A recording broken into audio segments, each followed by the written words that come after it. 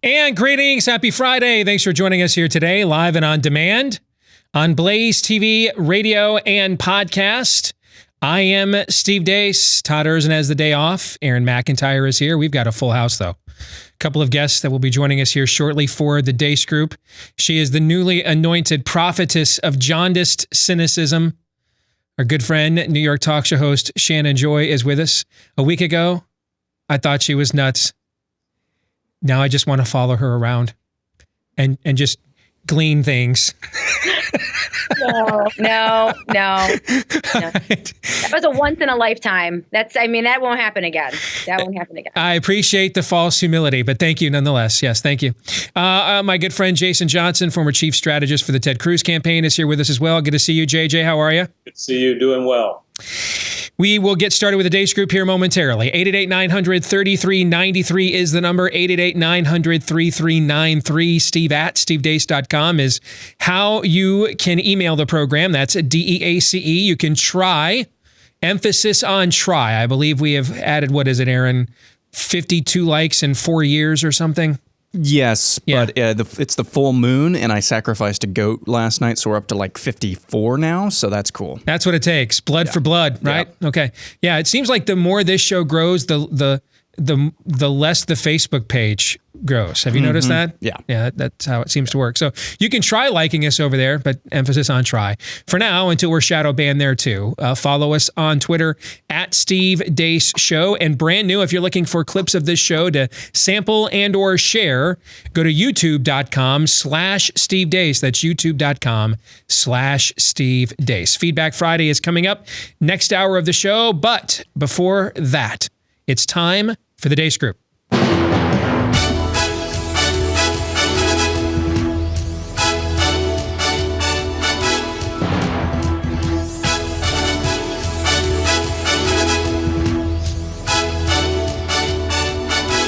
Your weekly look at the week that was, where we have literally ripped everything off. The music, the branding, logo, format, we've ripped it all off from the McLaughlin Group. But since John McLaughlin is dead now, he won't mind. Plus, they're on public radio, so they're already ripping us off. So I just look at it as a return of favor.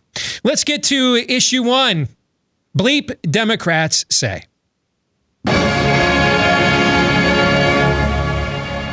I want to tell you, Gorsuch, I want to tell you, Kavanaugh, you have released the whirlwind, and you will pay the price. Let's hear it for all the people who have abortions! Let's hear it for our trans folks who have abortions! You're so freaking obsessed with what I decide to do with my body. Maybe you shouldn't even want to have sex with me. And I had an abortion when I was 19. It was honestly one of the best decisions of my life. I was simply not ready to become a parent, and that's really all you need to know. Here I was, sitting in Los Angeles in my beautiful office of my own late-night talk show. Soon I would be driving my hybrid car to my beautiful home to kiss my two beautiful and healthy children and my husband who had taken the year off to parent so I could focus on my career. My, are they obsessed with our bodies? And I have all of this, all of it, because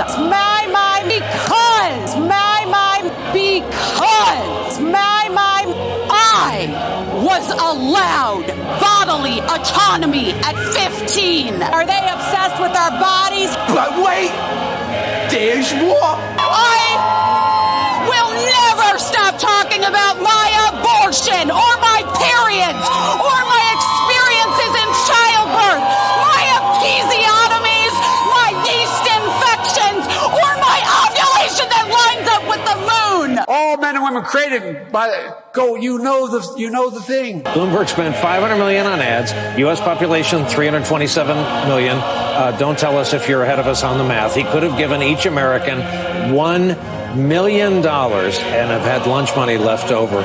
It's an incredible way of putting it. And for people to use Russian talking points to sow division among Americans, that is stupid. So, Ronna, go to hell. This is not about, go to hell. They've been lying about Bernie Sanders. For God's sake, on Castro, I can give you 1,000 examples. Bernie Sanders said the same exact thing as Obama. Everyone on TV is lying like, oh my God, what an outrageous thing Bernie Sanders said. Obama said the same thing. No, shut up. Don't cover it. Don't cover it. Don't cover it. Obama said the same thing. Is Obama pro Fidel Castro? Same exact thing. Tell the truth.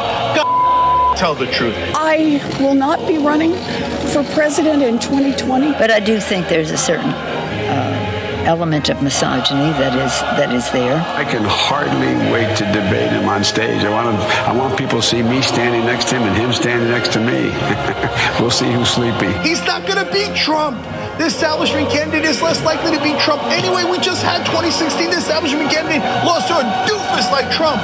And now here we go, an establishment candidate that is far worse with his mental faculties under question. His record worse than Hillary Clinton's. He lies 1,000 times more than Hillary Clinton did, right? And you're going to run that guy against Trump, and we're going to lose to Trump again and maybe lose our democracy? Hell no. Hell no. All right, Chuck. Thank you very much. Wow. I got to tell you, Congresswoman Rashida Tlaib, she drives a hard bargain. Or in this case, it might be a soft one. Let's get to the first question. What was your favorite bowl of total depravity this week? JJ, you're up. What was it? Wow. I may have to revise after watching that little mashup, but it has to be Governor Northam signing into law outlawing conversion therapy. The guy that talked about killing a baby on the table said, and I quote, "No one should be made to feel wrong for who they are, especially not a child. Conversion therapy is not only based in junk science, it's dangerous because it causes lasting harm to our youth. Yet in that state, youth can go and take all sorts of drugs to halt puberty and, cut bits and pieces off and the rest. Just amazing. Just amazing." And, well, I guess his follow-up to that, Jason, would be, hey, you know what? If one way to avoid all this conflict is what we could do is after the mother gives birth to the child, we can just set it over here on this table, put it in some swaddling clothes and discuss with the mother whether or not she wants to continue on with a child that may have to deal with these dilemmas later on. And instead, just to save herself and the child as well, any of that potential future anguish we can't possibly predict, but may occur, let's just go ahead and kill it now. He could also say just, randomly something like that. Save a lot of time. Yes. Shannon, what was your favorite bowl of total depravity this week? I think I have to go with Busy Phillips because... Now, who is this woman? So Busy Phillips, I think she has a talk radio show. She's supposed to be a super likable, quasi-millennial talk show. I mean, maybe the next... I don't know, Ellen DeGeneres or... Yeah, I got a likable vibe from her in the clips for sure. So, and I really go back and forth because part of me wants to just rip on her. But I have to say, I have so much compassion. Like when you see these women, I don't think we often understand what we're dealing with in terms of this abortion debate. And I can tell you, growing up in my friend group, so when I was in high school and in college, I had so many friends who had abortions, and not just one, but multiple abortions. And I grew up in an upper middle class area, 2 professional parents. And I can tell you that there's a statement I make on my program all the time, and I truly believe this about abortion, that there are 2 victims. There's the child, but also the mother. And they're both horribly abused in that process. The child perishes. But there's lasting damage that happens to the mom. And I've always thought that some of the most vehement pro-abortion supporters are often those who have had abortions themselves or multiple abortions. And from talking to my friends, so many of my friends, very close friends, the amount of guilt and shame associated with the process of an abortion, I think sometimes can propel these women to desperately need to justify it. They need to find a way to justify what they did. And I think that's why they're so difficult to defeat. I think it's why it's such an organized movement, because much of it is made up of broken women. So I think I'm going to go with Busy Phillips. And truly, I have so much compassion for her because that was not normal. It really wasn't normal what we saw.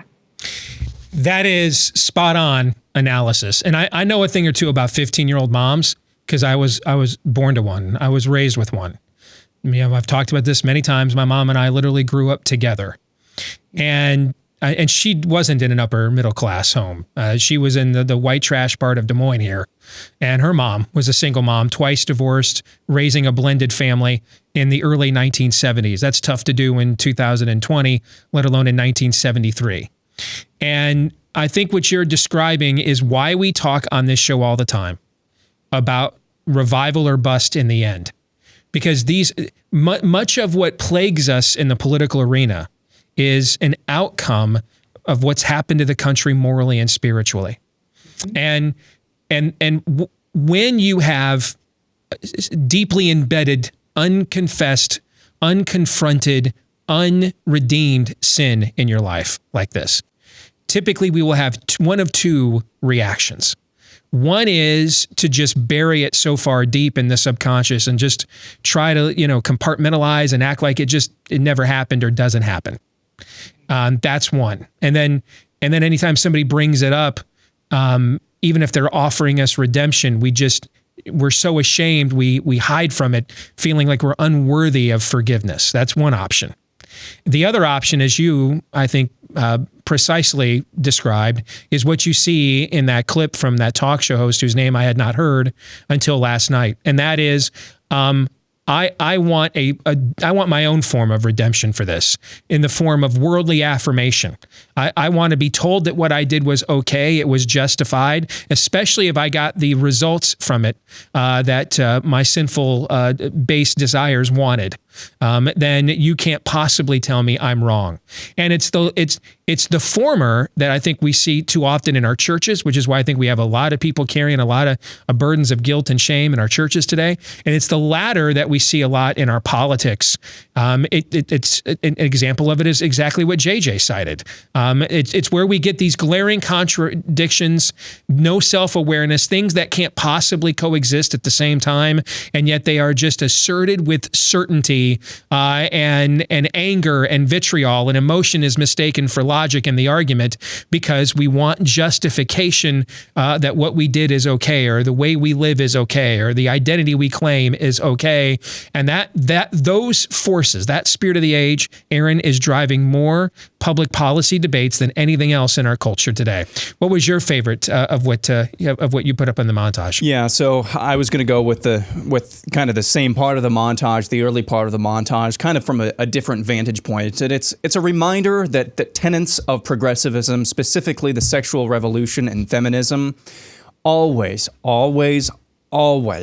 end up hurting and victimizing the people it promises to elevate, that it promises to liberate.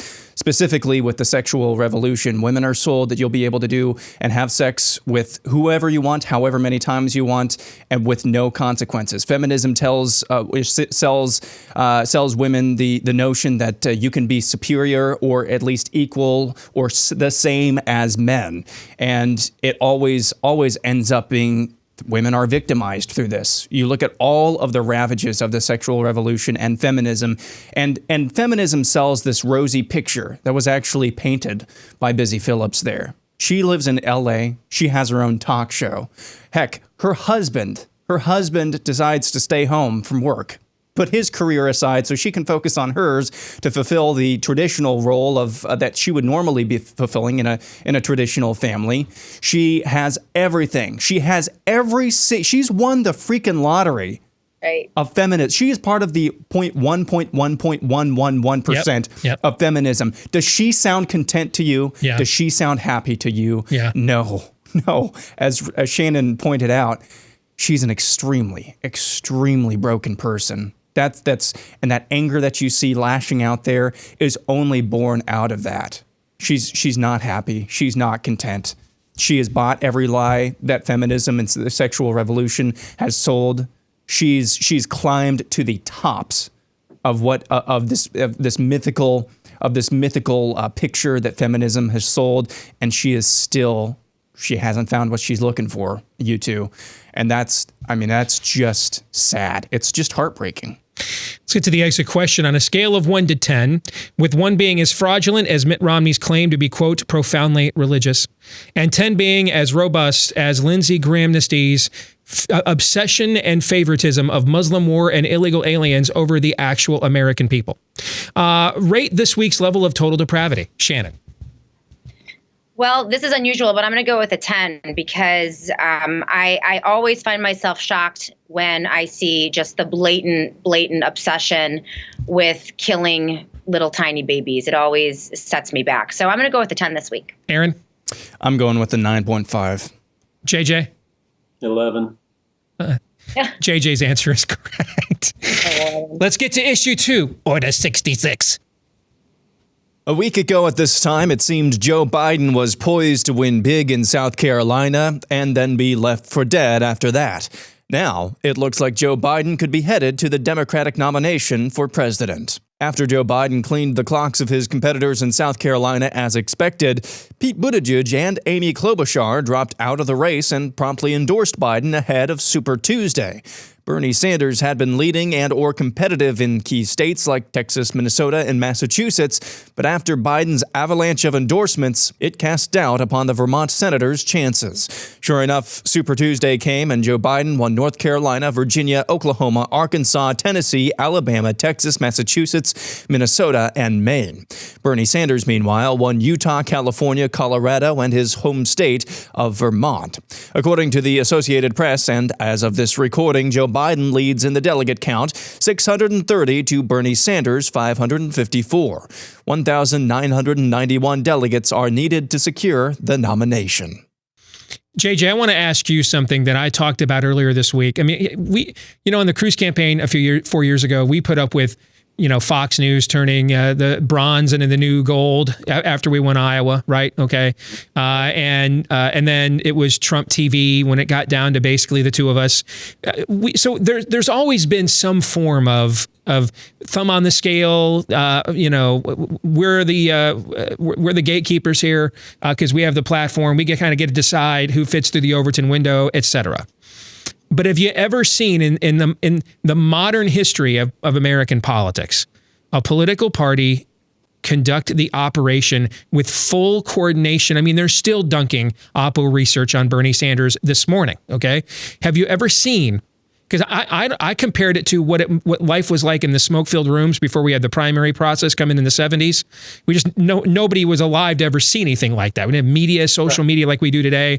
Do you agree with me that this is unprecedented in American political history? What we saw for the 36-hour operation by the Democratic Party to knife Bernie Sanders. Am I blowing that out of proportion?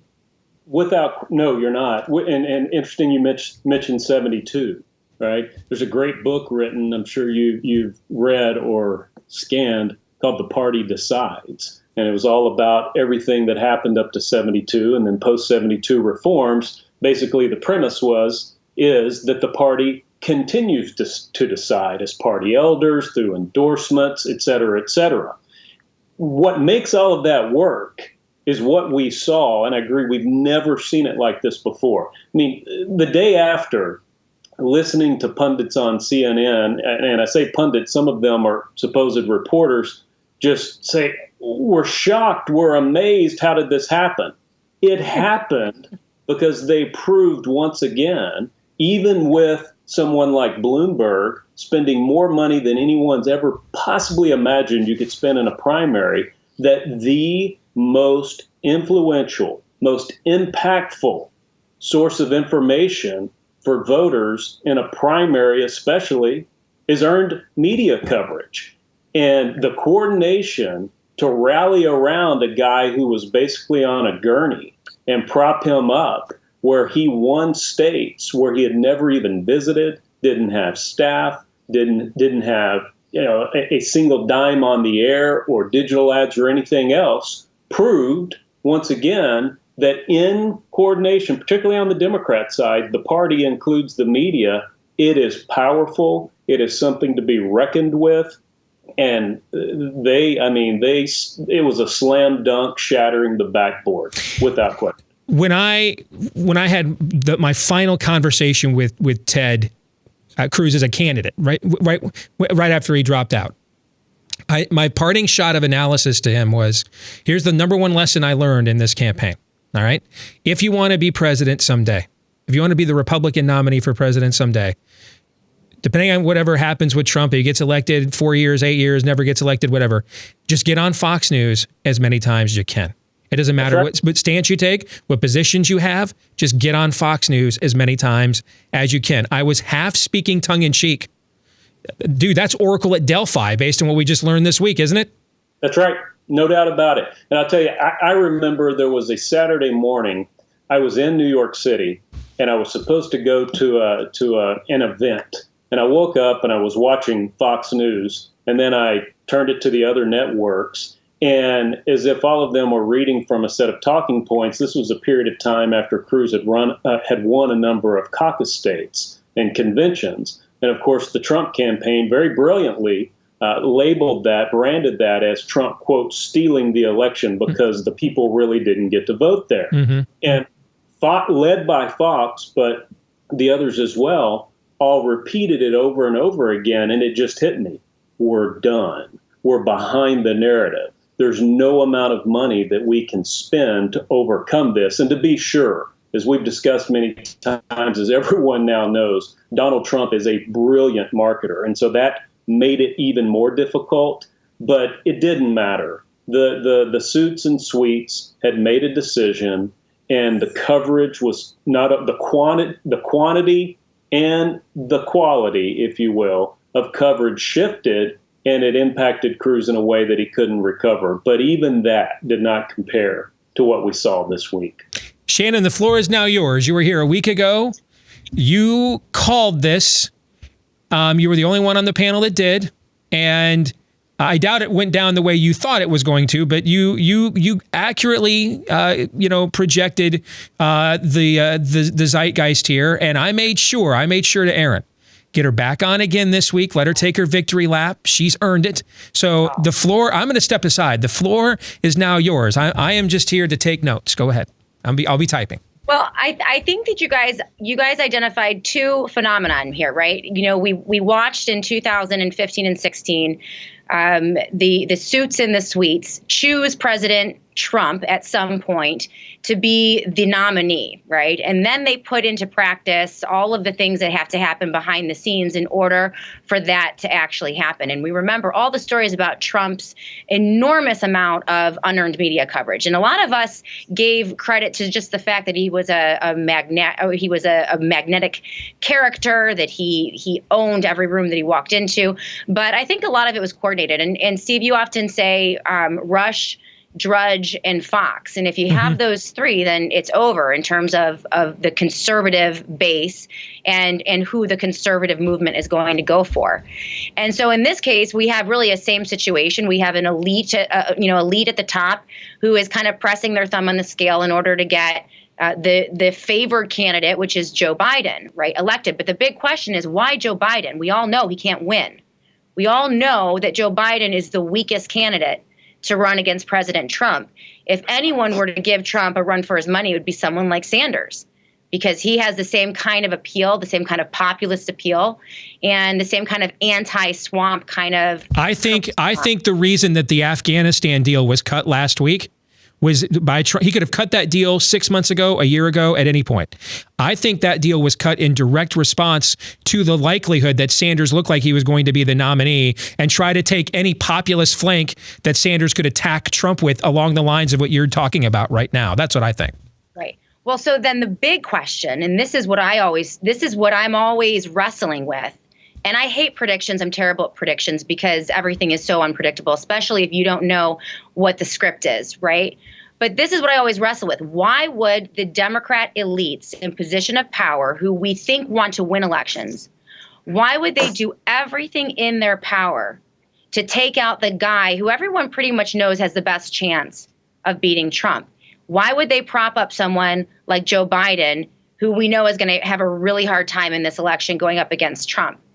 And what I always fall back on is this idea that if you believe that there are people in back rooms determining who the Democrat candidate is, and you believe that there are people in back rooms who are pressing their hand on their scale to determine who the Republican candidate is, why can't you then take that next step? And this is where I'm at, to believe that progressives, in a sense, have infiltrated both parties. They're working together. It's one step above what we already know is the case in both of the political parties, and that they're working together to give us controlled choices. Right? That there at some point is some coordination. And I'm not saying that there's an evil mastermind twisting his mustache in a tower. I'm not saying that they're all handing out scripts in Washington, D.C. and it's not that coordinated. But the status quo water finds its level eventually. Is that what you're saying? Yeah. Yes, that there is a desire to keep the status quo in Washington, D.C. And that necessarily means that Democrats and Republicans work together. We see this on legislation. We see Trump and Pelosi go after each other viciously on Twitter, viciously on the boxes, on cable news. And then they work beautifully together time and time and time again to pass Obama-era style legislation. Right? You can't have it both ways. They like omnibus bills no one ever reads. Is that what you're referring to? Just like we saw in the Obama years? Yeah. Right. And so what I'm saying is, why is this? If this is so contentious and you hate each other so much, and it's never been like this in politics ever, and we've never been this bitterly divided, how the heck are you able to get all these budget bills passed? Mm-hmm. How are you able to pass criminal justice reform, deform?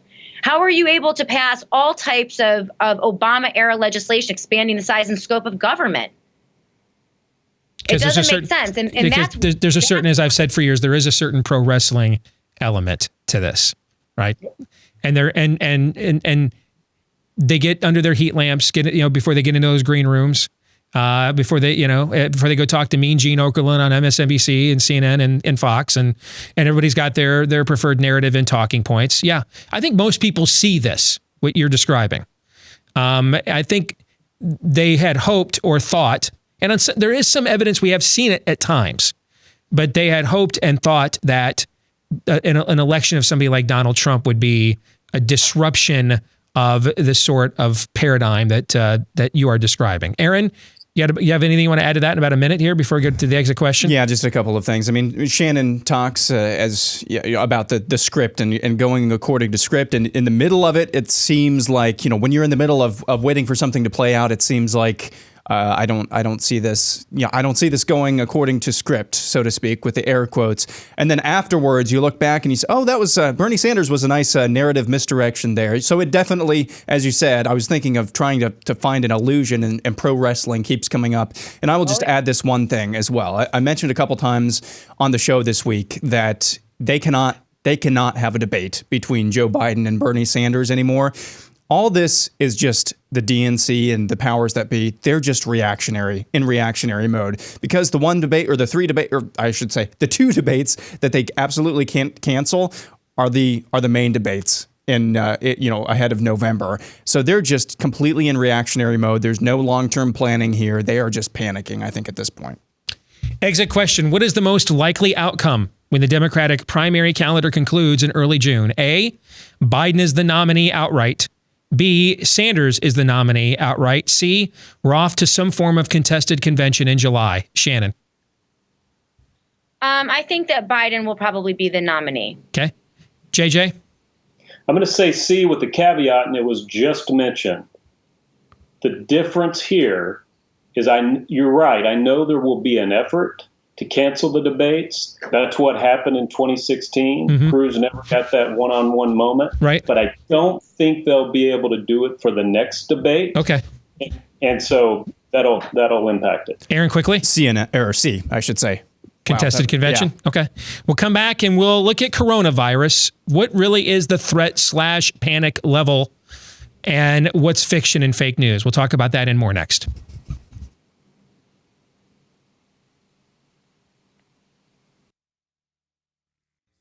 Back here on the Steve Deace Show, live and on demand on Blaze TV, radio, and podcast. If you are a podcast listener, please consider leaving us a 5-star review if you like how we do things around here. If you dig it and you think it's got a good beat and you can dance to it, all right? Because the more of those we get, the more it helps the show to grow, pleases the mucky mucks here at the Blaze, makes it more likely we can continue doing this for a living. So do it for the children, ours.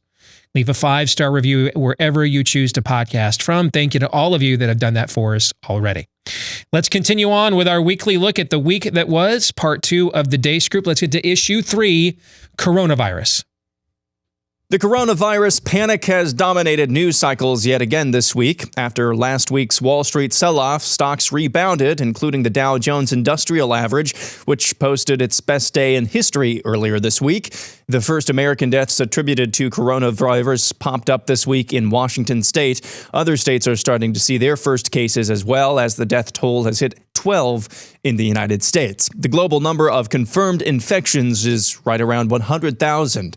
One of the advisors to the Iranian Ayatollah died earlier this week after contracting the virus. In Italy, authorities are getting set to close all schools in the country in a bid to stop the spread of coronavirus. In addition, all sporting events there this month will be held without crowds being allowed to spectate. Health officials in the United States are urging folks, start working on not touching your face, because one main way viruses spread is when you touch your own mouth, nose, or eyes. And I haven't touched my face in weeks. In weeks. Mr. President, I miss it. Yeah, the woman wetting her lips with her fingers while telling you not to touch your face. There's an SNL quality to that, yes, as a matter of fact. All right, but to be serious for a second, I was reading in JJ's neck of the woods down there in Texas, the South by Southwest Film Festival. They may be canceling that because of trying to bring a large group of people there. The NCAA announced yesterday their Division III championships are going to be, at least initially, the Division III basketball tournament is going to be without any crowds. Of course, the Division III basketball tournament doesn't draw much of a crowd either. You have but you have the Tokyo Olympics coming up this summer, and that's just a hop, skip, and a jump away from where this virus emanates from originally in China. So there are some legitimate concerns there. But what do you believe the threat level is here, and how are you responding to it in your own life? And I do think there's a major threat to this, but I think it's something that's largely gone unnoticed. I'll talk about that in a second, but go ahead, Shannon, your thoughts. I guess that depends on what your definition of a threat is. And I hate to say it, but I guess, what do I think the threat level is? It's whatever the script calls for, so that they can pass really bad legislation and shovel a ton of money to the pharmaceutical industry. How many of these scares have we had? We've had SARS, swine flu, SARS, H1N1, bird flu, Spanish flu. Yeah. Every year at this time, it plays out in the exact same way. And I can tell you, in New York State, the state emergency was declared by Governor Andrew Cuomo over about 65 cases of measles in one county, which is not, when compared to other diseases, a dangerous disease.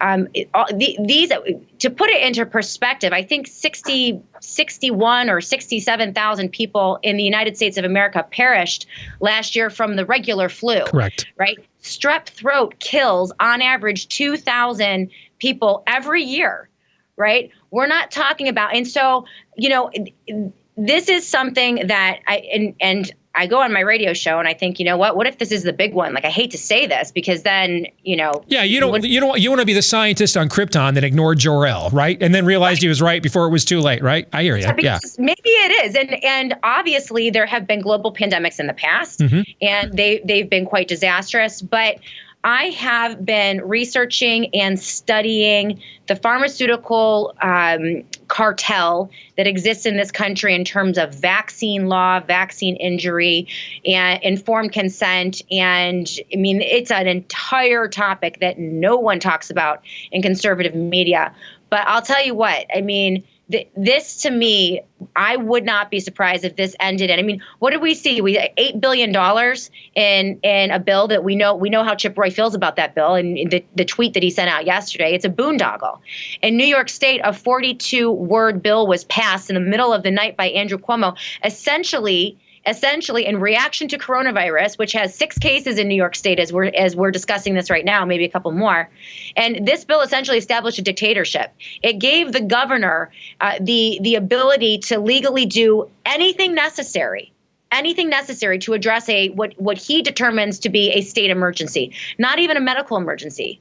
All right, 42 words was passed. And that's where we really need to be concerned here is, yes, there are going to be health scares. It's going to happen.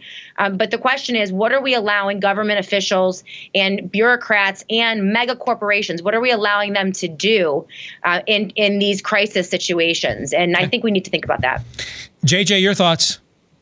Yeah, so I think one of the things that is driving some of the fear, just to be serious for a moment, is the constant reporting that this thing has a 3% mortality rate. And I think what folks are overlooking about that, because if it legitimately has a 3% mortality rate, even though it's the folks who have some other underlying condition, that still would be very high. That by definition, that 3% is calculated by only looking at those who have been tested and have sought medical help. Mm-hmm. Right. And so, look, none of us are medical professionals, but it certainly seems if you dig and you think rationally that this is going to end up being like the flu. And so what's the real threat to our health and safety? Not much. The economic threat, on the other hand, is huge. Yep. I mean, you mentioned South by Southwest. I mean, I've heard report after report of all these corporations that are canceling conferences, and the New York Stock, I think it was J.P. Morgan that's now taken their 2 sets of traders and put them in different locations, and the airlines and that threat, that economic threat, and what it means to the reelection prospects of President Trump are very real. As far as how it's changed anything in my life, right? I'm a germaphobe to begin with. I use so many hand wipes on a daily basis. I'm 43 and my hands look like I'm 143. But I just so happened to run out of them right when all of this broke. And I have like a recurring every 3-month order on Amazon where I get 300 of those little Purell things. I go on to reorder because I ran out ahead of time and they're sold out. So it's freaking me out a little bit just because I need them to get through my daily life. You just addressed what I think is the operative term here, supply chain. Yeah. And, little things, birthday parties, every stuffed animal bought, where is it made? Yep. It's not made in Corona, California. Where is it made? It's made in China. Okay. I can see some empty store shelves at the Walmarts and Targets of the world here later this spring and summer. You've got, hey, I know this doesn't mean much to maybe some of you watching, but one of the major product releases this year is the PlayStation 5, scheduled to come out in November in advance for the Christmas shopping season. This will be probably the #1 must-get Christmas item this year. Well, who makes that? Sony. Where are they? Out there. Okay? Where probably every single part, that's every CPU, everything that's in that machine, where is it made? And I think that's a part of it here that is being understated. I've heard others talk about it, but it doesn't give you the political talking point or the rating scare of mortality rate percentages and all and the things that Shannon is addressing. But could there be real economic, and this is what happens when you're in a quote unquote global economy, all right, and you've outsourced and shipped a lot of those manufacturing jobs out of your country. Well, when you have a part of the world that either hates its own people, so it experiments on them, or hates its own people, so it doesn't have the infrastructure to take care of them, and something like this occurs, and so their rate of infection and mortality is going to be higher than our own because we have a healthcare infrastructure they don't have, but we rely on them to produce a lot of our cheap manufactured goods, all those Nike shoes and everything else, and suddenly those supply chains go down. I think that's the angle to this that has not been discussed nearly enough, Aaron.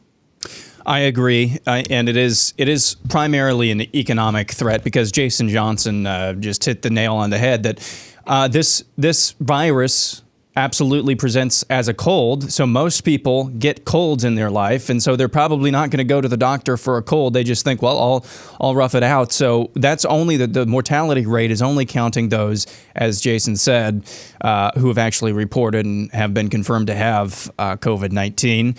And as far as the real threat here, it's really primarily what we're talking about here, a psychological threat. That's really what we're talking about, because everybody it's like a snowball.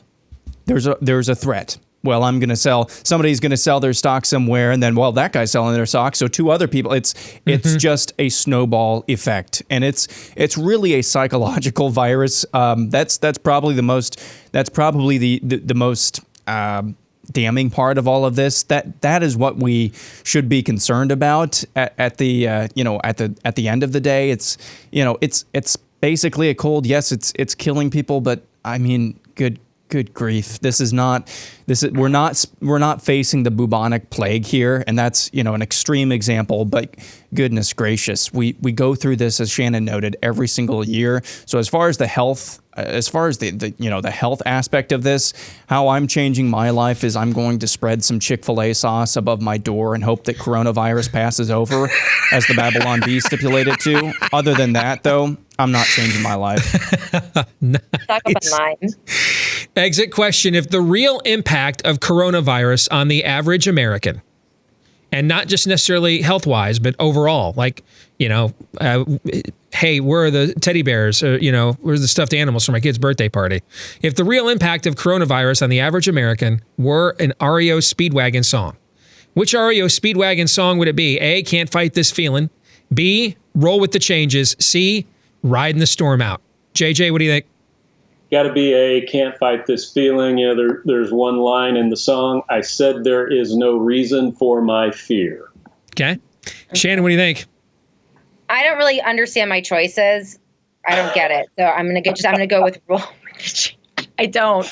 I'm not, I'm trying to figure out which means what, and I can't. So is that a passive aggressive way of dissing my classic rock choices? Hey, I gave you your run for calling it right last week. Now you're going to come on here and just think you can totally take over? What's up with that?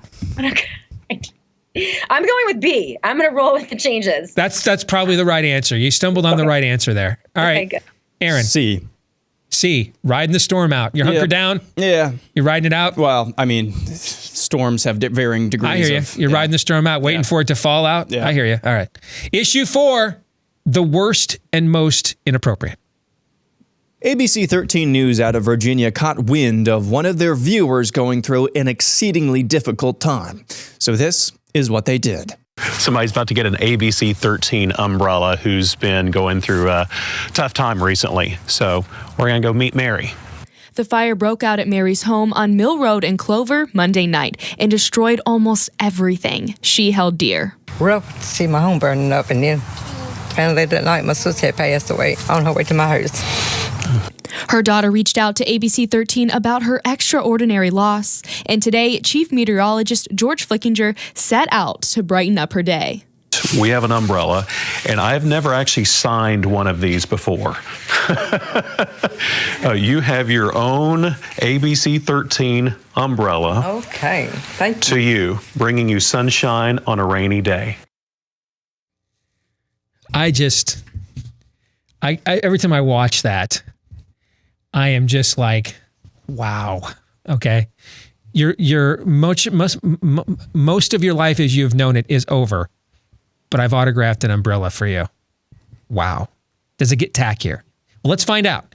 What is the worst and most inappropriate gift you've ever been given? Shannon. This one was really hard. I really, really racked my brain, but I'm going to go back to a Valentine's Day where my husband, I call him the devastatingly handsome Dr. Joy. I love him dearly, but he gave me this a golf shirt and these kind of long khaki shorts that look like the kind of khaki shorts your gym teacher would wear.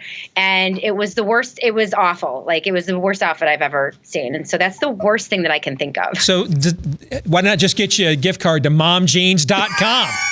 That's kind of, yeah, I felt like a I don't know, 54-year-old version of myself. It was bad. Did he buy an iron? What was that? What Steve Martin movie was that? Where the groom bought the wife an iron or something like that? The bride, father of the bride, he bought her an iron, I think it was, or a dishwasher. JJ, what's the worst and most inappropriate gift you've ever been given? Well, mine came from my wife, Robin, who is devastatingly sexy. And it was a gym membership. Nice. Thanks. Make it official. I know dad bod, skinny fat, pick your term. Yep. And even better is a couple of months in, she got that over at passiveaggressive.com, did she? Yeah. And she's very frugal. And so she went through the process of letting me know how much we're paying per minute for that gym membership, since I've only gone twice. Yes, because that's her way of also telling you she thinks it's something you need to be taking advantage of, right? Indeed. Yeah. Aaron. Yeah. Mine is a little bit similar to Jason's. It's and it's been over 10 years ago now, so I feel like I can talk about it without it being raw. But when I graduated from high school and I was about ready to head off to college, my sibling, this is a bit momentous occasion, and I didn't have a party or anything, so I was hoping for something kind of nice and useful for college. Maybe I had low expectations, but I wasn't really expecting what they gave me. It was a number of items that one would use to play various games outside, and the reason that they gave me those items, so there was like a tennis ball racket and like orange cones and a bunch of just really kind of tacky sports related gifts, because they were concerned that I was not going to get enough exercise when I went to college. So you put on the freshman 15? And I didn't. I think I lost 15 pounds my first year. Yeah, I put on the freshman 150, so I know how that went. Yeah. You bet. Okay, so that was an act of love. You know what? It was from my mom, who gave me the greatest gifts growing up, and so I really don't want to call her out. But she once, right when I was beginning my broadcasting career, she was so proud. She went out and bought a book of famous people and pictures with their moms, and you're going to make it big one day. I just know it. And we'll be able to take a picture like this. And I just thought, well, I hope not. She had a little bit of Nostradamus in there.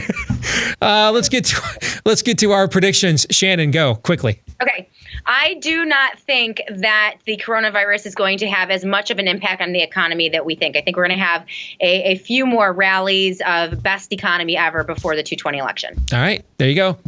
Now she's contrarian with good news. You gotta like it. Go ahead, Aaron. I'm going way out on a limb here, but only because of what we've seen so far. We don't know what's coming next. I think neither Joe Biden nor Bernie Sanders will actually end up being the Democratic nominee. Well, one's had a heart attack. The other has Alzheimer's. I don't think that's crazy talk at all, actually. JJ. Well, mine relates to something Aaron said earlier. I think the next iteration of this effort to stop Bernie will be a full court press to cancel the rest of the Democratic debates. I'm going to predict that serious work on a certain nefarious movie will, after several years of patience, finally begin this year. That's my prediction. So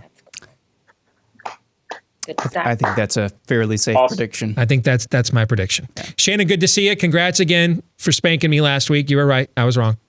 Thank you. I would so appreciate it. JJ, good to see you, my friend. Thanks for coming back as well. We will get into Feedback Friday coming up here in hour number 2. Still time to get yours in. Steve@stevedeace.com is how you can email the program. That's DEACE. You can also check us out on Facebook at Steve Deace Show, on Twitter as well. We'll get to your feedback and more coming up in our final hour of the week next on Blaze TV, radio, and podcast. And greetings, back with hour 2, live and on demand here on Blaze TV, radio, podcast. I am Steve Deace. Todd Erzen has the day off, but he will be back on Monday. Aaron McIntyre is here with me as well. If you would like to join us, it is time for some Feedback Friday. Steve@stevedeace.com is how you can email the show. if you would like to have us respond to your responses to us.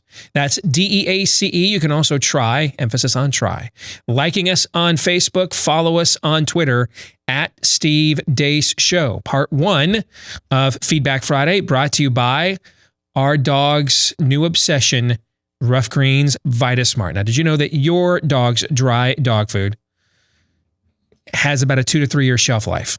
And in order to make that happen, same thing happens to our dog and our pets' foods that happens to our own. For mass consumption and longer shelf life, all the living organisms in it are pretty much stripped away. Unfortunately, those are the things they need the most. The probiotics, same thing as we do. Prebiotics, the enzymes, the vitamins, minerals, healthy microbacteria are now gone. That's why we're taking so many supplements today.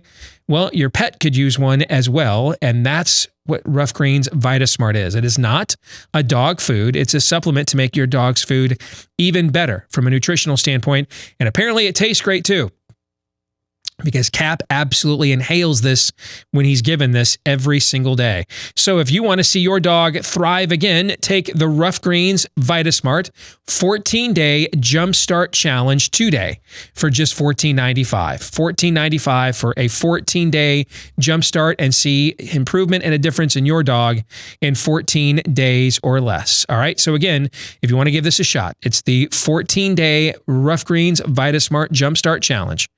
Go to ruffgreens.com. That's RUFF. That's how they spell it. ruffgreens.com/blaze. That's ruffgreens.com, RUFF. ruffgreens.com/blaze. ruffgreens.com/blaze. Let's begin with Feedback Friday, and I got to start with a correction. All right. I don't know. Several of you have brought this to my attention, and so thank you to each of you. I don't know where I got this notion that Bernie Sanders' wife was a physician of some repute and standing. And so, but apparently it's incorrect. Actually, not apparently, it is. Several of you have brought this to my attention. I went and researched it myself this morning. She's like not even close to that. She's just an ideologue.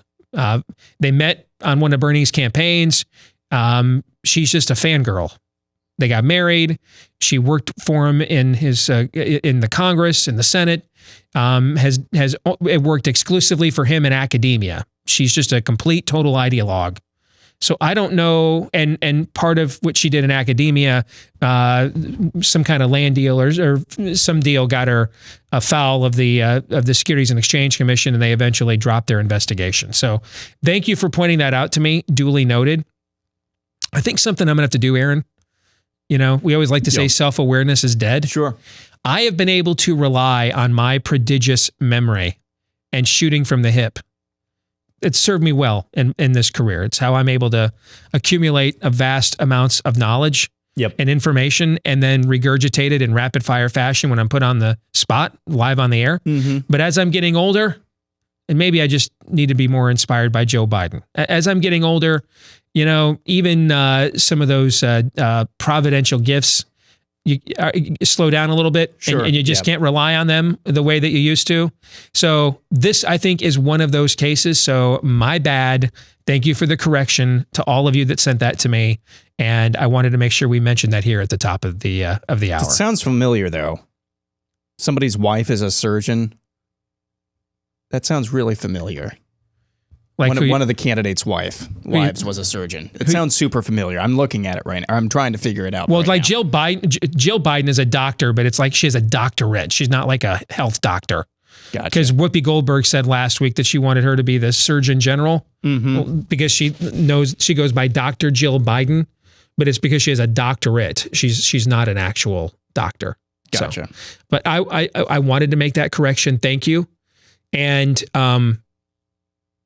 hey, you guys do that as often as possible. Hopefully it's not going to be required very often, but I'm always fine with being fact checked. We want to make sure we're giving out accurate information to the audience. So I wanted to mention that from the outset.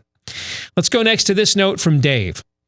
On matters of Christianity and faith, you and I largely agree on the truth of God's word. But on matters of on matters of conservative policy, we largely agree. You sense a butt coming on here, don't you? Mm-hmm. Indeed, one is coming, and it's coming now. But without guarding and protecting constitutionalism, we will be unsuccessful in our efforts to promote, establish, and protect conservative policies. It is the Constitution that enables the American citizen in self-governance. If we neglected to support and defend the Constitution, we will also allow those that seek to destroy it, our way of life, to reign over us. Tyranny of one sort or another.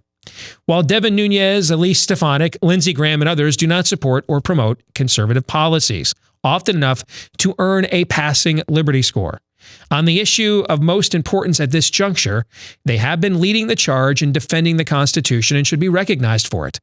While I agree with most of the political criticism the likes of you and Daniel Horowitz level at these folks and others, there is a time and place for that, and it is not while they are standing in the gap, taking on socialists, and fighting against their overthrow of our Constitution. Again, that is from Dave. Dave, that's a valid point. There's a time and place for everything, and so it's a valid point.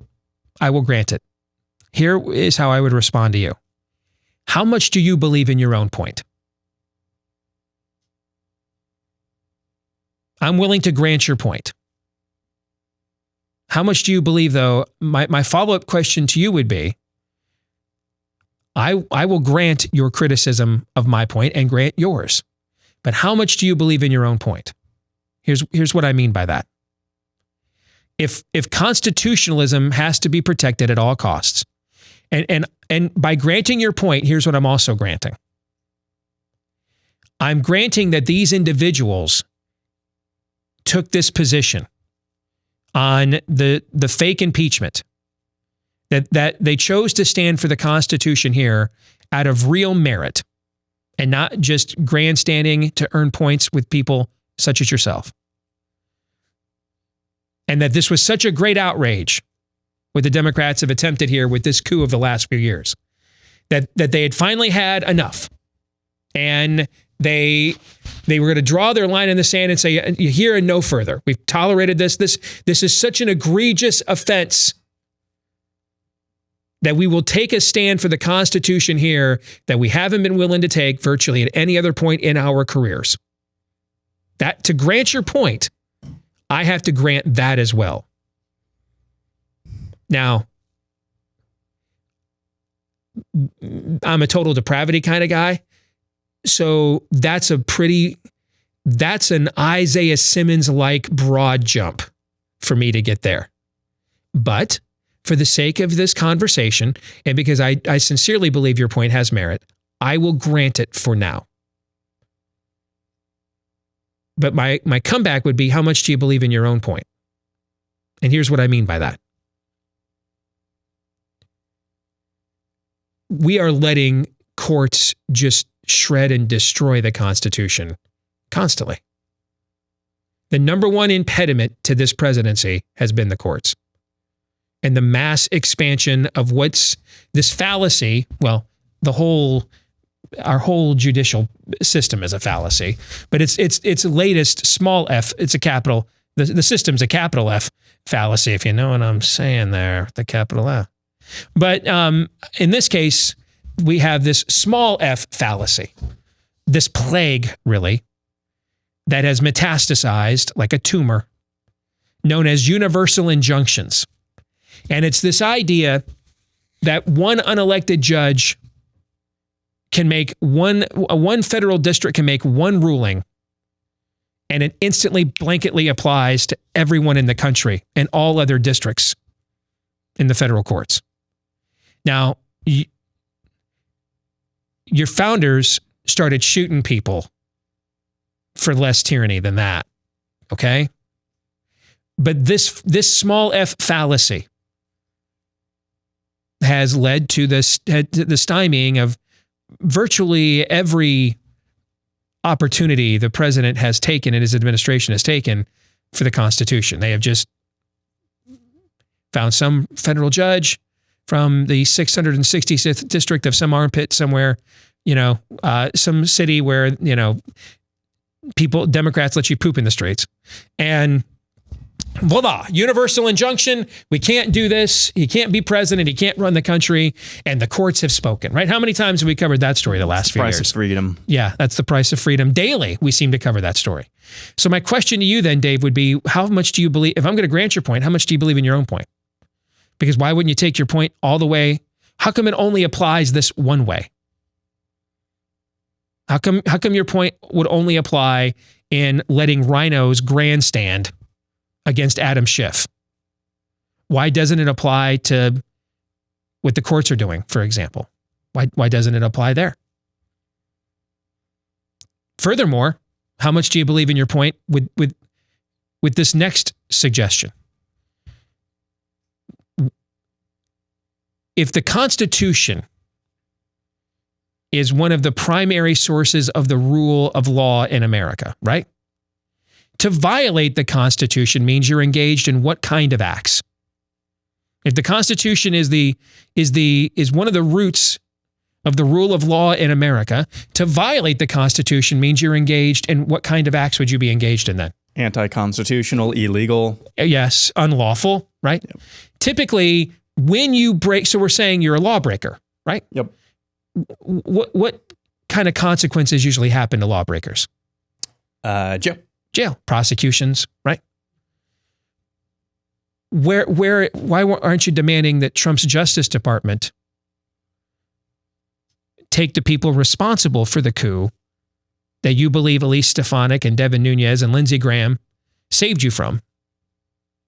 Why not demand the Trump Justice Department, beginning with the Attorney General Bill Barr, the arrest will continue until morale improves?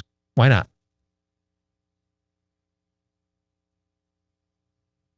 I mean, the Mueller's independent counsel office was indicting Russian nationals that are unprosecutable to prove its point.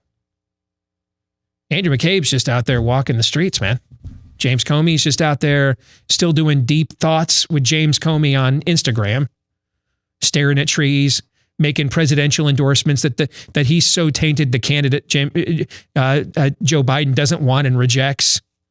They're still, popping up on every cable news channel every night, getting book deals.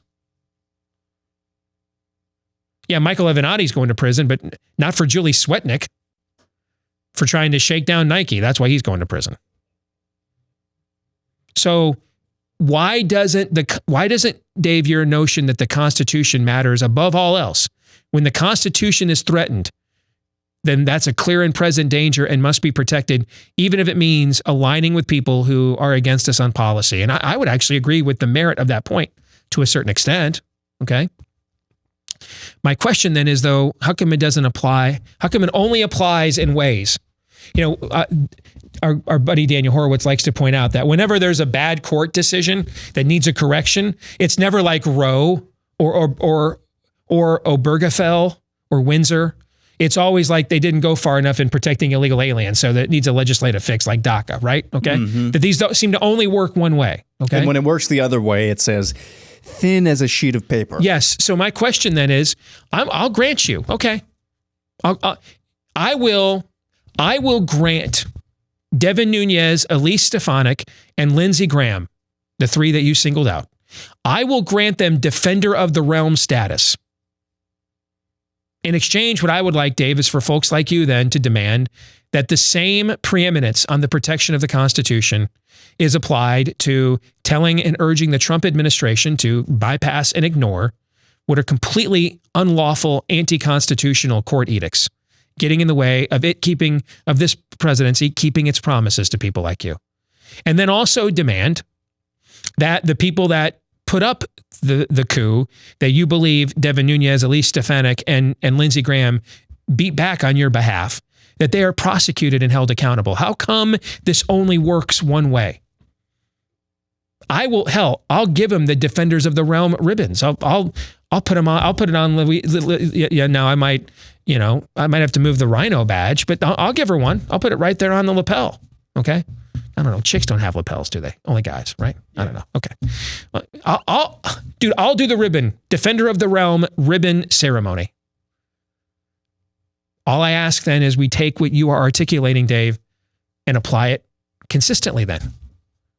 And why do we let these unelected judges violate the Constitution and perform acts of coup almost on a daily basis with these silly, wicked universal injunctions? How come the people that were doing the hard coup, none of them are, the only people going to jail right now are Paul Manafort and Michael Cohen. The people closest to Trump. Nobody else is going to jail for this. How come it only works in the way, how come defending the Constitution only works in the way that produces sound bites that gets me on Fox tonight? So that I can message myself as a defender of the realm to the likes of you, Dave. How come it doesn't also apply to telling these judges to take a flying leap? And in fact, we're going to start impeaching you for this. And then how come it doesn't apply to, and you get an indictment, and you get an indictment, and you get one? How come? Aaron, do you know the answers to those questions? I'm willing to grant Dave's premise. I would just like to see it flourish. I'd like to see it applied fully, not just in, hey, I want to watch these guys on Fox News own Adam Schiff tonight. Same reason why we can take out al-Baghdadi, a planet or half a planet away, but we can't secure our border. Same reason why we're still in Afghanistan. You'll find the answer to the question you just posited in the same place where they keep the answer to the questions that I just begged. And here's the answer. We are not a nation of laws, and we never have been. We are a nation of political will, and we always will be. Lindsey Graham, Elise Stefanik, Devin Nunes stood up for your interests against Adam Schiff and the Couocrats because they had the political will to do that. And why did they have the political will? Because they were going to get rewarded with the support of good conservatives like Dave across the country and plenty of access to Fox News to message themselves as defenders of the realm. Why wouldn't they exert the political will? And why don't we demand they exert the political will to go after these judges, to defy these judges, to indict everybody involved in the coup of the last few years that wasted a good portion of the first term of this presidency? It's real simple. We don't have the will for that. We don't have the will for that. Because we're not a nation of laws, and we never will be.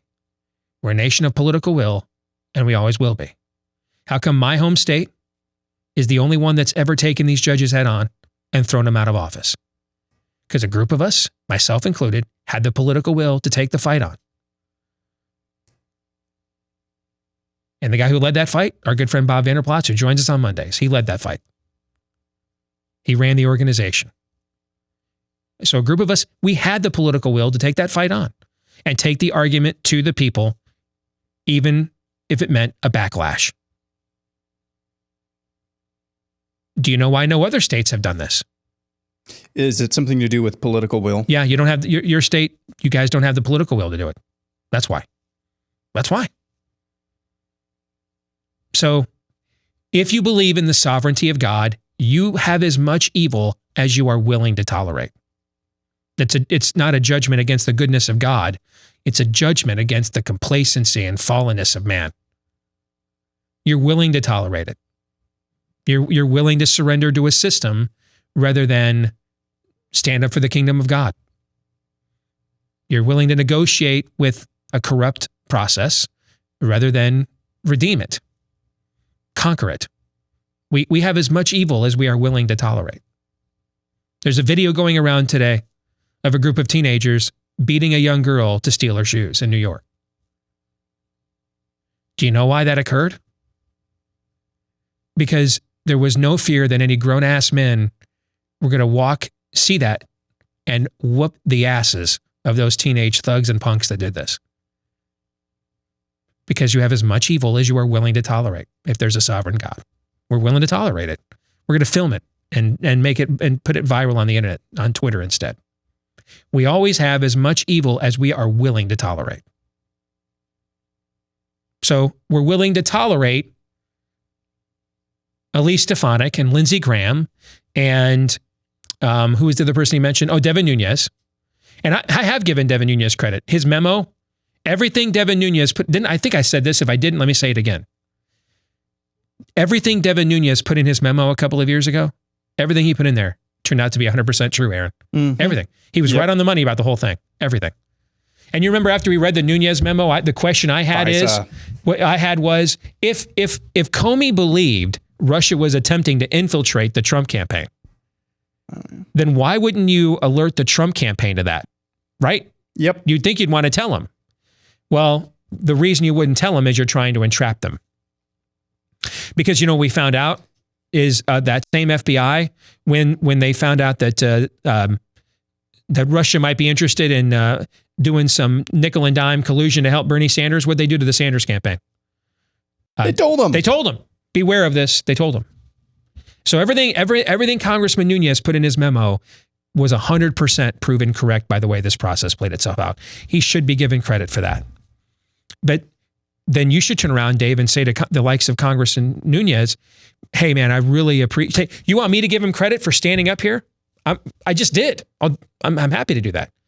But then why not turn around to him and say, hey, you know what? And now we need you to practice that same courage of conviction on life,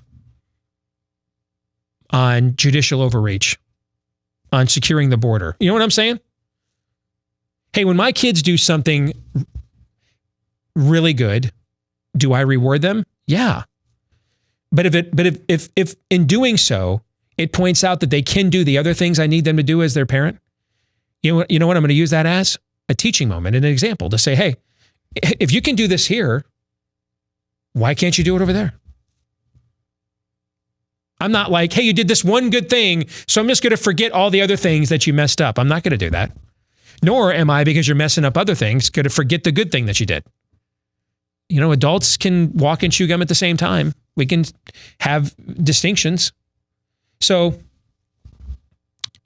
why not demand Elise Stefanik and Lindsey Graham and Devin Nunes stay on the narrow road they were on with the impeachment scam and apply it more broadly? Because ultimately, what's the point in beating back a coup if you're just going to give the couers all the policies that they would have done if they pulled it off anyway? Then what's the point? I can tell you what the point is for conservative media. To get booked on, yeah, got to get them clicks, yo. Yes, yeah. Now, I don't think that's Dave's interest. That's why he's dialoguing with me on this. Okay, so I'm trying, Dave. You're trying to give me some accountability. Appreciate it. I'll grant your point. I'm trying to offer you some back.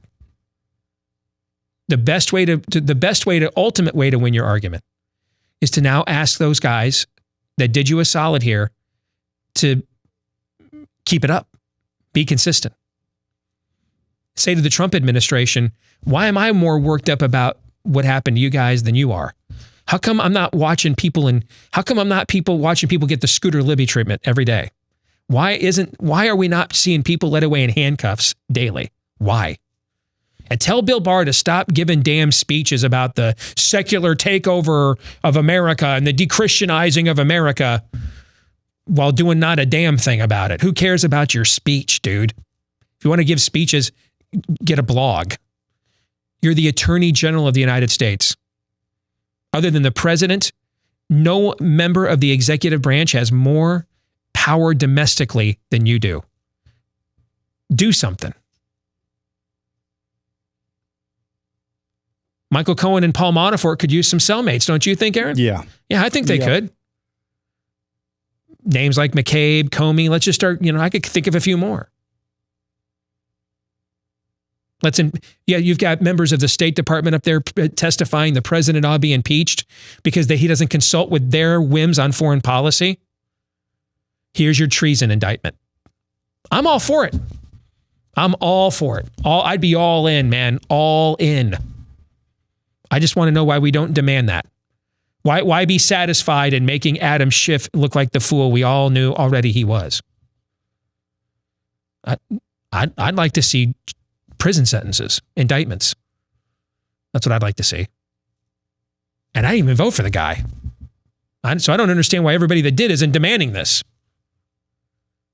I'd like to see judges impeached. I'd like to see this administration tell judges to take a flying leap. We're not doing it. Screw you.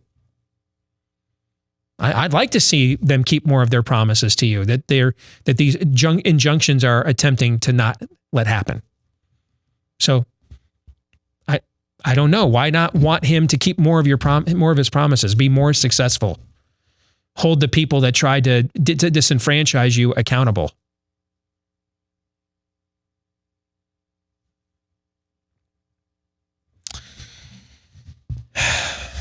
This conversation I have had many times in my career. And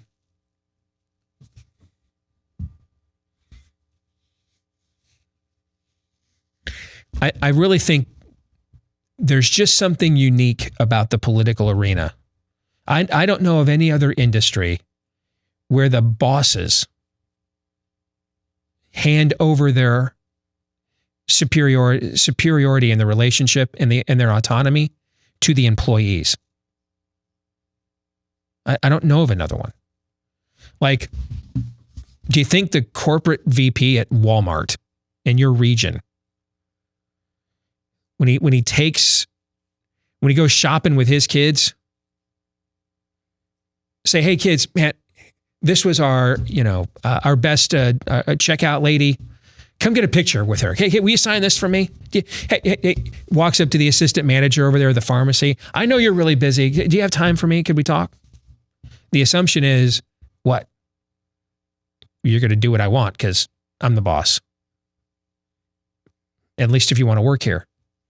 But there is something about this political process where we affirmatively, voluntarily accept mediocre for an answer. And then try to convince ourselves that the mediocre we just received is greatness. I don't understand it. I don't. I've pushed back on this in many contexts throughout my entire career. Number one group of people I have frustrated in my career has been Republican listeners for trying to get their own party to do the stuff that they said they wanted them to do if they got elected and would get them reelected. I don't understand it. I don't. I'm just not, there's just nothing tribalistic about me. I'm not wired that way. So I don't understand that particular affliction. I'm sure I have weaknesses that other people don't, and they don't understand why I struggle with those. Okay. But this was one I don't understand. Like, to me, it's reflex to say to Elise Stefanik, Lindsey Graham, and Nevin Nunes, "Thanks. Now we need you to do A, B, C, and D. Otherwise, why let the cooers get their way anyway? Okay, they didn't get their coup. Why let them continue to shred the Constitution in the process?" This is the only industry I know of where the bosses, we the people, voluntarily surrender our autonomy and sovereignty to our employees and beg our employees to give us attention. To beg our employees to give us half-assed performance and then spin it to one another that it's just, it's glorious. I don't know of another industry that operates like this. There's something unique about this one that it does. More of your Feedback Friday coming up here on Blaze TV, radio, and podcast in a moment.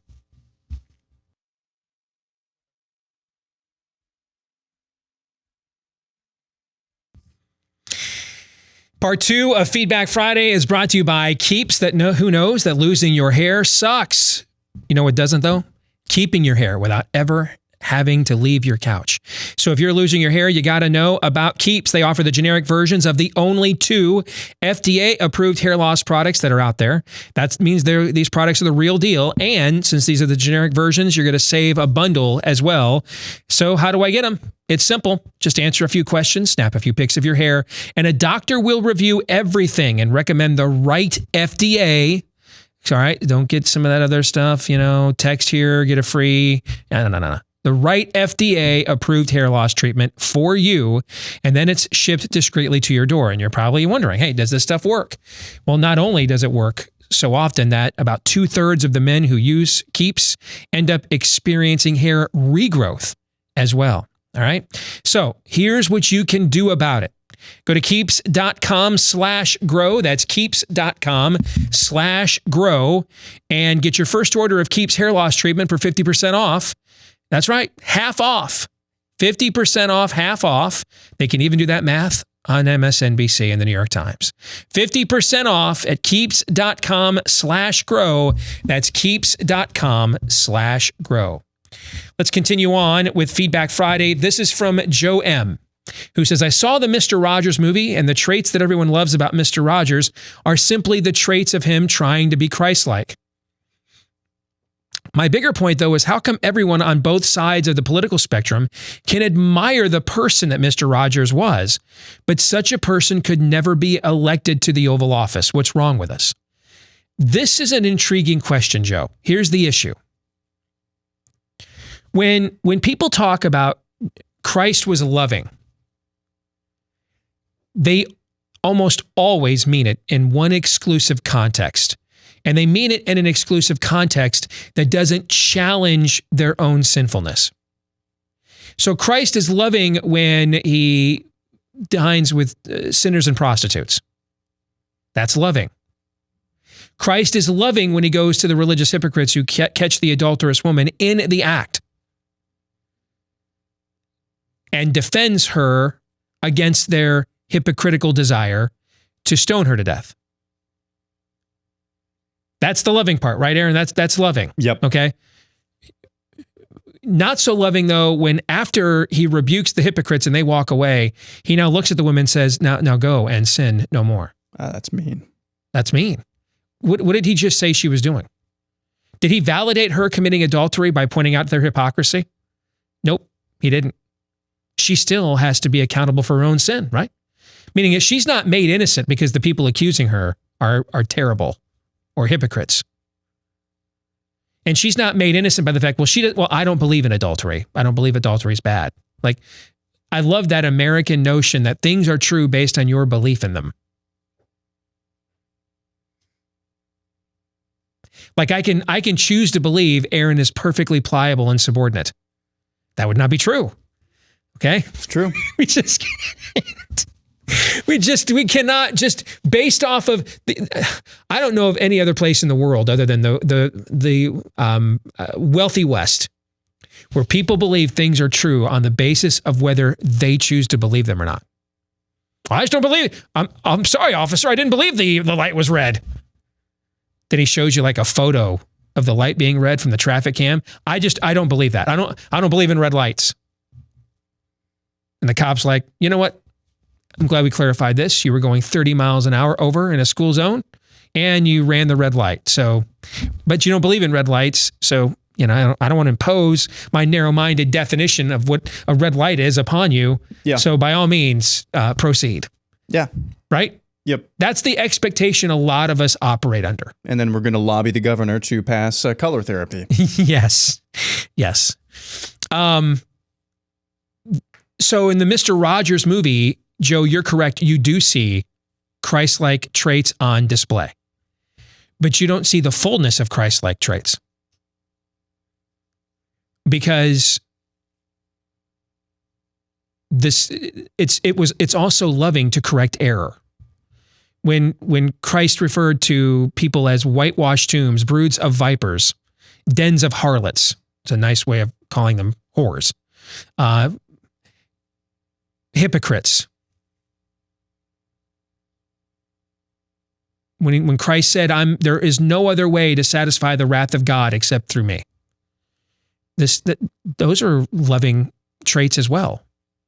They just don't give us warm fuzzies. And so we see a snapshot of Christ-likeness in Mr. Rogers, but we don't get the whole Monet. We don't get the parts that, and even with the softer side of Christ-likeness that Mr. Rogers displays, you see in the movie, even that level of holiness makes some people uncomfortable, right? Well, just imagine when you get the full picture. And I think that's why. And this happened in Jesus' ministry as well. There were always more crowds for a healing than there were for a teaching and a rebuking. Plenty of folks were there to watch him feed 5,000 people with one loaf of bread and one measly fish. Not so many people were there then to hear him teach the hard truth of discipleship while they were eating that food. They got up and left. That's the issue. Good question. Here's a buy, sell, or hold on Feedback Friday from Rebecca Fort. Buy, sell, or hold, Aaron. She says Obama did the ultimate mic drop, did exactly what he was supposed to do. It isn't that he would be considered a moderate by today's standards. It's that he set the stage for this step Democrats are taking. He laid the groundwork for this next step of socialism. Remember, they are patient and relentless over there. He isn't a moderate, and he should not be given a pass. Every single act of his weakened and harmed America, and also Israel, and volleyed us up. And Biden was right there with him the entire time. You know, buy, sell, or hold that. Buy. I mean, he's the bubblegum cigar of the candy cigarette, communism, the candy cigarette of communism. A sweeter tinge to he's the gateway drug. He's the marijuana to hard drugs of communism. Do you want me to come up with any more cheesy analogies here? He's just the gateway. He was the softer side of Sears of communism. And I totally believe that. He did exactly what he was supposed to do. And you know what? I hate this. For all the things that the dude was a freaking political animal. He just pen and phone. He did not care. But you know what? If you had a chance to shoot hoops with President Trump, Steve, would you do it? Or President Obama, former President Obama? Oh, yeah. Wouldn't that be cool? Yeah, but that's what I'm talking about. I'd also be like, I have a few questions. A few questions, yes. If you don't mind. Yeah. While we're just sitting here, breaking down our NCAA tournament brackets. A couple things I just wanted to get your take on and ask you about, if you don't mind. Yeah. Rhonda E. says, I read Truth Bombs. That was my last book, and it changed the way I view politics for sure. Every time I see a member of the GOP, I have to check their Liberty score, and it usually fills me with woe and lamentations. I also have to report the scores to my husband, and he always questions the method in which the scores are derived. Now, I don't have an answer for that. I know it has to do with their voting record, but my husband says they could be voting against something that's good because of other bad things that are in the bill, thus lowering their score. Can you please explain? Also, what Liberty score would you give to President Trump? Let me take the last question first, Rhonda, because it's simpler to answer, or quicker to answer. The other question's simple too, but this one's quicker to answer. I would say it's tough to put a letter grade on an executive because he's not a lawmaker. Okay? So here's what I would say.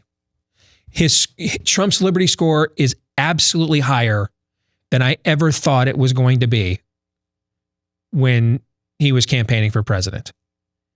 It's also not as high as it needs to be to put a real dent into what transpired before he came into office. Is that fair, Aaron? Yeah. Do you want me to ask you an unfair question? Why not? Yeah. Would it be plus or minus George W. Bush? Oh, I think he's absolutely been a better president than George W. Bush. Yeah. Absolutely. For my belief system, yeah. And because I don't really care about I care about the dignity of the office, but not at the expense of the functionality and purpose of it. Does that make sense? Sure. If you had a pure Marxist in there, but he was a one-woman man or woman, or one-man woman, and was nice to animals, well, cool, but can you get this hammer and sickle off my sack? You know what I'm saying? Mm-hmm. I'm going to be more concerned about that. So when you're more concerned about mean tweets at 4 a.m. than you are drag queen story hour because of the violation of norms, he's violating norms, guys. This is not the right arena for you. No, it's not. I mean, hey, would I prefer that we don't tweet some of those things at 4 a.m. and get the policy. Yeah, of course I would. Yep. Like, would I have preferred that, we didn't need generals near to wells like U.S. Grant and William Tecumseh Sherman to win for the Union to win the Civil War? Sure, I'd have preferred you had gentlemen like Stonewall Jackson and Robert E. Lee fighting for the blue instead of the gray. I'd have preferred that. Wouldn't you prefer that? Oh, yeah. Yeah, that'd be great. But we don't always get what we prefer. Are there parts of me and my persona that you folks that listen and watch this show you'd prefer I didn't have? I would imagine there's a few. I hear about them all the time, right? I get it. Okay, but in the end, I'd much rather have the stuff that I care much more about what he's doing in the office, which is why I have a lot of respect for George W. Bush as a human being. I didn't think he had a very good presidency. So that's a great way of looking at it, what you just said. As to the rest of your question, Rhonda, about the Liberty score, your husband's criticism of our Liberty score could be used to justify any bad vote a Republican makes. Well, this is a terrible bill, but there's one good thing in it, so it's okay. I mean, what I would say to your husband is if you're willing to justify, especially in an era of these omnibus bills that are 10,000 pages no one ever reads, if your husband is at a point that he's just willing to say, well, if there's one good thing in there, then we can't hold him accountable for the 10,000 things that are bad, then he's just not interested in holding politicians accountable, because that's going to be almost every bill. Washington is the reason that Chip Roy is so frustrated with the coronavirus bill. Congressman Chip Roy isn't because he didn't want to vote for funding for the coronavirus, because they were going to use that to just line up all kinds of other terrible spending and make him vote for that at the same time. The whole point of Washington is to not let you have, Corky, a clean cut. Can't get a clean cut. Everything's got to be muddled and murky. So if your husband's defense of his favorite Republicans that he watches on Fox, if his favorite defense is, well, there could be bad stuff in there, and so this isn't fair, well, then you can't hold them really accountable at all, because everything's got bad stuff in it at some point. Yep. Okay? Every single bill, could I add something? Sure. Every single bill has either a poison pill or a fig leaf, or it's just bad. Or the bill itself is the poison pill or fig leaf. Yes, or the entire thing is bad. Bam, you nailed it. Let's repeat what he just said. Every bill, just about virtually every bill in Washington, has either a poison pill or fig leaf, or the bill in and of itself is. Now, now that also means, in defense of your husband, there's never a time around that. Like, the reason Chip ended up voting for the coronavirus bill, even though it was a terrible bill, is because the cause of coronavirus outweighed the poison pills. And if you're going to get elected to office in Washington, everyone has to make those accommodations because of what you just said.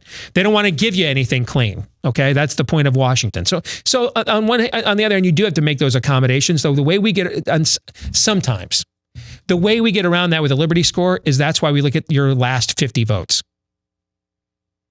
So that one bad vote on an omnibus bill to fight coronavirus doesn't suddenly make Chip Roy a rhino now, right? Right. That's why it's not just about how they do on guns or how they do on economics or how they do on life, but it's your last 50 bills, your last 50 votes. And that's also why I don't ever give you Liberty scores for people that haven't been in office for at least a year, because that means they don't even have 50 votes. And that's it. The less time they're there, the easier it is to take them out of context and to cherry pick and be unfair. So that's why it's every issue, not just one particular wing of conservatism, every issue, their last 50 votes. So that, hey, I got to bite the bullet on this one and take the poison pills because coronavirus is a higher priority. I gotta take the poison pill on this one and fund the troops because, right? Okay, that's why we look at your last 50 votes. Because if you're consistently voting for all the poison pills, then you're not up there to fight for conservatism. You're up there for some other reason. I hope that answers your question. Todd writes, how should we as Christians in America deal with Muslims in our country that don't hold our values and show signs of not integrating into our American values, or at least what's left of them? To me, it seems more dangerous down the road for the ones that are peaceful being here than a few terrorists that eventually meet their demise. The peaceful ones are still commanded by Allah to overcome the infidel stealthily. That's correct, by the way. Every Muslim is called to jihad. That is correct. Jihad does not mean holy, it means struggle. It doesn't mean holy war. It doesn't, and the command in and of itself is not inherently to violence. It just means the struggle every Muslim has for the spread of the dominion of Islam. That's what it means. There are a few who say they need to reform and compare the needed reform to the Christian Reformation. You're right. You see that primarily, though, here in America and in the West. You don't see it in the parts of the world where Islam is dominant. So Todd wants to know, how do you navigate this? Todd, you love your neighbor as you love yourself. That's the answer. You love your neighbor as you love yourself. As a believer, for you, I would assume that means that if you would want to be held accountable, if you were violating the law, if you were violating other people's right to life, liberty, and the pursuit of happiness, you'd want to be held accountable. You'd demand, if somebody was doing that as a Christian, you'd demand they would be held accountable for that, right? Sure. Okay. On the other hand, if someone belongs to a sect of Christianity or a religion, but is otherwise living peaceably and peacefully, you'd be fine with giving them that accommodation as well. So the answer is to love your neighbor as you love yourself. That's the answer. You love your neighbor as you love yourself. And I understand the worldview issue. I get it. I talk about it on this show as much as anybody else in our whole industry does. But here's the thing too. We can't, as conservatives, and by the way, I'm totally fan with banning immigration from countries that are dominant, where Wahhabist or radical Islam is dominant. The first weekend of this presidency, Daniel Horowitz and I were defending this White House on upholding its travel ban. But we have to be careful too that we can't guarantee outcomes. If you want to know where tyranny usually starts, it's when we assume with government action, we can guarantee an outcome. Now, most of the time, the vast majority of time, it is our friends and opponents, or some more increasingly enemies on the left, who believe that the use of government can generate a specific outcome. We have to be careful on the right we don't adopt this exact same tendency. For example, if I just ban all Muslim immigration into the country and kick every Muslim out of America, the power that I may give government to do that, to decide that certain religions are okay to be here and others are not. If you are a Christian or a Jew, you should know almost every other time in history, including by Muslims, governments have used that power. It's been against you, right? So just be careful about the precedent that you're setting. That's why you start from a premise of love your neighbor as you love yourself. And what's the only worldview that says that? The Christian one. That's going to do it for a Friday. Everybody have a great weekend. We're going to do some overtime for our subscribers. To the rest of you, John 3:17.